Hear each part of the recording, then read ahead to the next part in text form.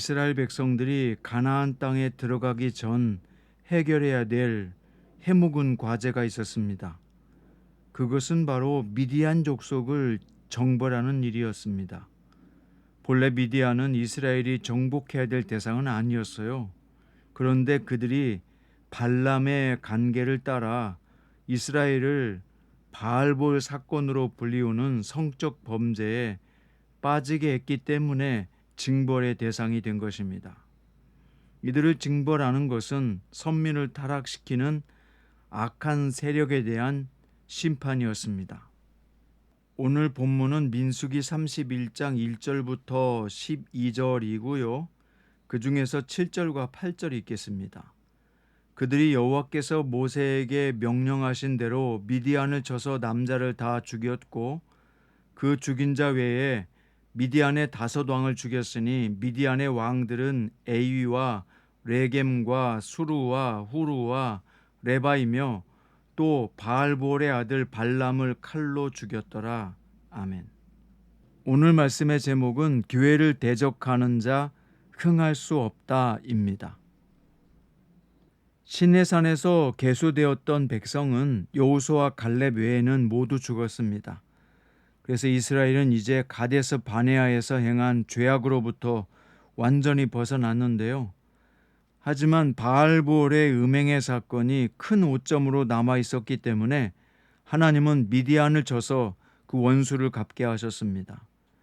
이것은 모세의 사역을 마무리하는 전쟁이자 출애굽 세대 역사를 마감하는 전쟁이기도 했습니다. 사실 미디안은 미디아 지역에 흩어져 살던 여러 족속으로서 원래 이스라엘과 원수가 될 수 없는 사람들이었습니다. 그런데 그들이 모압과 연합해서 이스라엘을 꿰어 음행하며 우상을 숭배하게 했습니다. 그것 때문에 하나님은 모세에게 미디안을 치라고 명령하셨고 이것이 그의 생애 마지막 전쟁이었습니다. 이것을 통해 출애굽 세대를 이끌었던 모세의 사역은 끝나고 이스라엘은 새로운 시대를 열게 됩니다.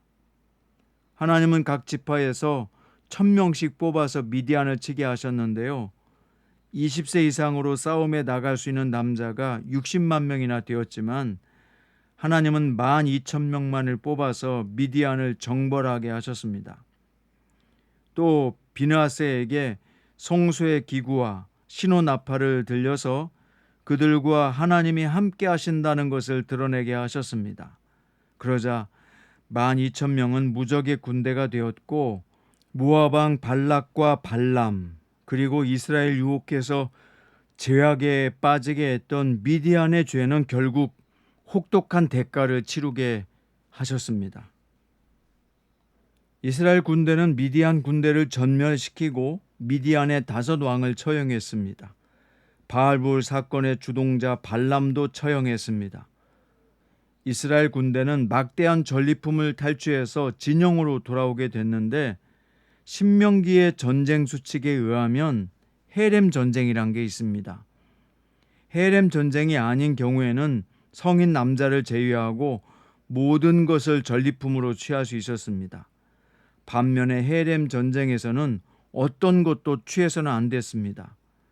물건은 모두 파괴되고 사람은 모두 진멸됩니다. 그런데 미디안 전쟁의 경우는 전리품이 허용되었다는 점에서 헤렘 전쟁과 비헤렘 전쟁의 중간 정도 성격을 지닌 전쟁이었다는 것을 알 수 있습니다. 그리고 이 전쟁은 본성 경기를 앞둔 평가전과 같았습니다. 이제 요단강을 건너가 수행해야 될 대규모 가나안 정복 전쟁이 일어날 것입니다. 하나님은 그 전에 이스라엘 백성들이 순종하는지 평가하셨고 하나님의 말씀에 순종했을 때 이 전쟁에서 대승을 거두게 하셨습니다. 결국 오늘 본문 말씀의 핵심은 뭐냐?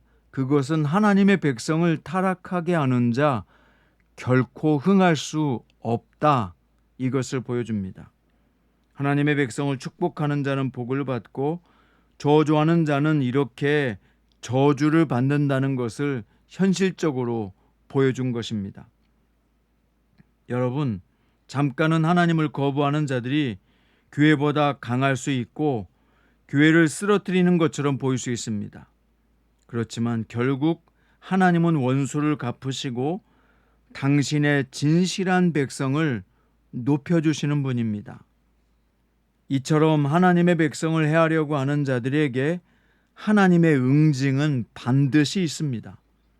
우리는 성경시대처럼 무력으로 대적에게 보응할 필요는 없지만 교회에 악한 영향력을 끼치고 교회를 분열시키고 교회를 타락시키는 자들에 대해서는 단호한 입장을 가져야 합니다. 그리고 또한 거룩한 영적 전쟁을 수행해야 합니다. 그렇게 할 때 우리 그리스도인들이 어떤 사람들인지 드러나게 되고요. 그것을 통해서 하나님의 능력을 세상에 보여줄 수 있는 것입니다. 말씀의 결론입니다. 사랑하는 여러분, 지금도 하나님은 우리를 통해 세상을 다스리시며 의인에게 상을 주시고 악인에게 벌하시는 분입니다. 그러므로 우리는 하나님의 말씀을 따르고 진리를 당당히 선포하고 가르쳐야 합니다. 그리고 세상에서의 교회 역할을 분명하고 정확하게 수행해야 합니다. 만약 우리가 거룩하고 부끄러울 것이 없다면 능히 모든 사역을 감당할 수 있을 것입니다. 우리가 세상을 심판하는 하나님의 도구입니다. 이것을 기억하고 거룩한 영적 군사로서 굳건하게 세워져 가야 합니다.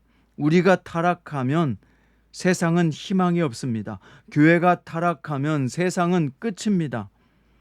그러므로 참된 교회를 지키는 성도로서, 참된 교회로서 오늘도 삶의 자리에서 승리합시다. 하나님의 백성으로 당당하고 거룩하게 살아갑시다. 주님의 교회를 타락시키는 자들과 대적하고 하나님의 말씀에는 순종합시다. 순종이 결국 좋은 결과를 가져올 것이기 때문입니다. 오늘도 삶의 자리에서 주어진 여건 속에서 참된 승리자로 살아갈 수 있기를 우리 주 예수님의 이름으로 축원드립니다.